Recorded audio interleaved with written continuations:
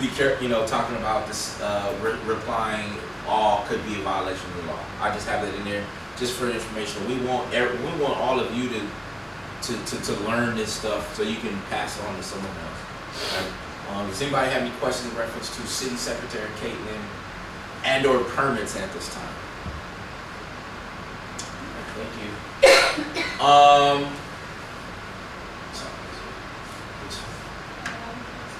So, I'm sorry, are we talking about permits, the process for the permits? Yes. Could we get a brief synopsis of what the permit process is? If I'm a resident and I come to Caitlin because I want to build a carport, how long it takes, how long, all that. So usually I book the time 1 to 2 weeks, so they're not having a higher expectation of me getting it to them, because I do have a lot of other things I do during the day. But I do issue it out before that time period. It doesn't actually take me 1 to 2 weeks to issue a permit. Now, if they don't give me all the documentation, it might take longer. But if I have all the proper documentation, then it should take me 1 to 2 weeks. The documentation varies based on the project. For a building, they have to have a surety bond, their contractor's license, and a plan drawing with the list of materials. Then from there, I will submit it to Bureau Veritas to make sure the plan drawing is up to their standard, it's accurate, it's a good drawing. Because I'm not versed in plan drawings, I can't say, well, I would build it this way, this is what they need on there. I didn't go to school to learn about building projects, so I always get the second opinion on the plan drawing and the list of materials, because we want to make sure the structures are structurally sound. We don't want someone building something that's going to collapse or cause injury. So I always double check with them, and then I'll get their response back so I can issue the permit. Then I'll go through the list of fees, I'll compile all the list of fees, and I'll send it back to them to make sure the fees are as they seem, like they check out. I know for plumbing fixtures, they have to have a fixture fee if they are doing any kind of water lines or any fixtures. Electrical as well, they also have fixture fees. We have Bureau Veritas doing our building, but we have a separate contractor doing plumbing, and I believe his name is John Long, but his email is Powerman. So I always just send it to him to verify with him before I issue a plumbing permit, because he's been doing this a lot longer than me. He understands the permit process, I believe, a little bit better than what I would, because I am also not versed in plumbing either.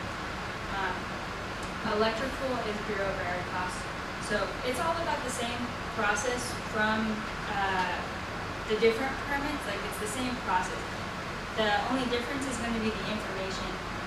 Roofers, they have to submit to me a picture of the decking before they can go out and put shingles on the roof or start their project, because in Kirby, our ordinances, it has to be 7/16 of an inch thick for the deck. So they'll get that picture to me to make sure it's 7/16 of an inch. I'll verify with Bureau Veritas, and then I can issue a permit after I get their contractor's license and their surety bond. For plumbers, it's liability. For electricians, liability. The only ones who need a surety bond is any kind of building.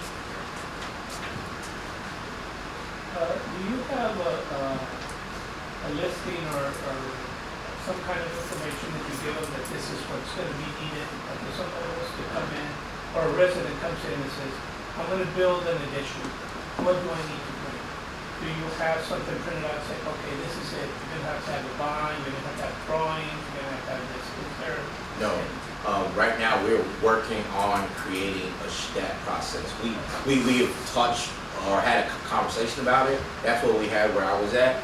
And there's a sheet that says, if you're going to do this, then it should be on the website too. Mm-hmm. But there's a sheet that says, hey, if you're going to build this, these are 4 or 5 things you need. And so you can easily just check off, I got this, I got this. So one of the other processes implementing is to be able to, some cities have where I don't have to step foot in the building to get a permit. We have that. We have an online portal to submit those. The only problem with that, they can't attach their contractor's license or any of their surety or liability insurances. I would say, so when they do come in to ask me questions, sometimes these conversations do get lengthy. It's about 20 to 30 minutes sometimes of me just giving them all the information they need. I usually will write down what they're gonna need on a sticky note, and I'll give it back to them so they have like a little list of things that they are going to need. That way they don't forget. Because we do want our projects to be like permitted. We don't want them working without permits, and we don't want to put them in a situation where they can't get the permit, so they have to be cited because they're doing work without a permit. One of the things also that we'll be rolling out for October 1 is that number 2, one of the things that I created at the other city was a vendor application, a vendor permit. What is that? Well, when we talked about enterprise fees, yes, we briefly talked yesterday about enterprise fees. So what is a vendor application, permit application? Is any vendor who does work in the city of Kirby pays $100. What does that do? We're doing the work. The $100 is not tax, it's not a charge. We're required to keep what is called a vendor file. So if you do work in the city, I have to have your license if you're a plumber. I have to have your such and such and such and such already. We're doing that work. We don't have everything automated in reference to like, there's overhead in everything, right? We just think of it as just like, because we think of it as abstract. What we're doing is the vendor application be $100 annually, right? So if it's one time a year. Every year they have to renew. So this is a way for us to verify also their license, verifying all these things. Because guess what? If someone you get your friend to do your AC or to run a line for you, and they're not certified, right? And because you have to get it on your side checked off, we're gonna send Bureau Veritas, and Bureau Veritas gonna tell you, no, you got a permit from us, but you wanted to use the side guy. That it's on you, but it also protects you. We're verifying those vendors to see if they're licensed AC or a licensed plumber, right? And so that just helped us. It wasn't necessarily a revenue thing, but it was really kept the vendors honest, the contractors honest, but it also supplemented, enterprises. So that's something that I plan to have before you when we start looking to address fees coming in the end of September for October 1. So a vendor fee, it'll be in the name of be in an ordinance, and so it's an ordinance that we would adopt. I've already started talking to our attorneys about what that would look like to bring it before you. It's not the goal is to present it to you for y'all to make the decision, but that's one of the things that we want to bring the permitting side.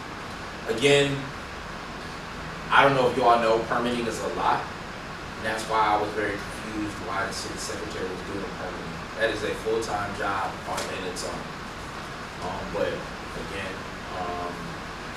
the bid is made, so we may be rearranging some things. But anybody have any questions for the city secretary position or permitting? All right. Thank you. We will move, I don't know in the order who is, okay. Chief will go to police department. You all know Chief Cardona?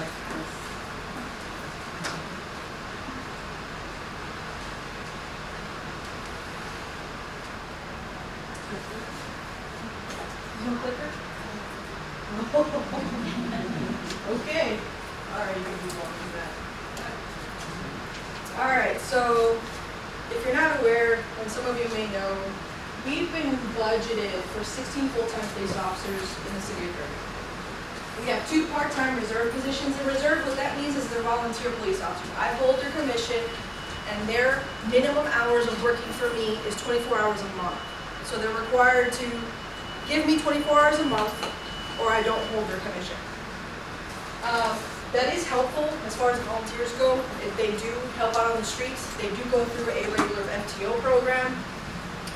If they have no knowledge, they still go through the FTO. They go through the FTO program. If they have knowledge, they go through the FTO program anyways, just to ensure that they know our processes in the city of Kirby. We have 6 reserve positions, none of them of which have been very easy to fill. Not everyone wants to come work reserve and not get paid. Now, the part-time reserves get paid the $16.58 that the officers are getting paid right now. But they work a maximum of 32 hours a week, if able. A lot of times it's only 24, minimum. I have one admin assistant in the police department. I did get that filled this year. She was an intern that actually worked as a student and was with us for a year prior to her applying for Teresa's position when we opened that. So she had shadowed Teresa for a while before she kind of slid in the position. In dispatch, we have 4 full-time dispatchers, 2 part-time dispatchers. In animal control, we have 2 full-time animal control officers and 1 part-time county victim. To keep in mind, these are budget positions that have been approved. What we have right now, we have 10 full-time officers, 1 part-time reserve, 1 non-paid reserve, and the admin assistant. In dispatch, we have 4 full-time dispatchers and 1 part-time out of the 2. In animal control, 1 animal control officer and 1 part-time county technician. My current use of staff includes me. The 10 is not patrol officers. You have me, the lieutenant, the sergeant, the code enforcement, the traffic and warrant, 2 detectives and 1 position still available in the detective spot, and 3 patrol officers for the entire city. So, to fill what I need on patrol, we're all taking a portion of that hit to keep the city safe at a minimum of 2 officers per shift.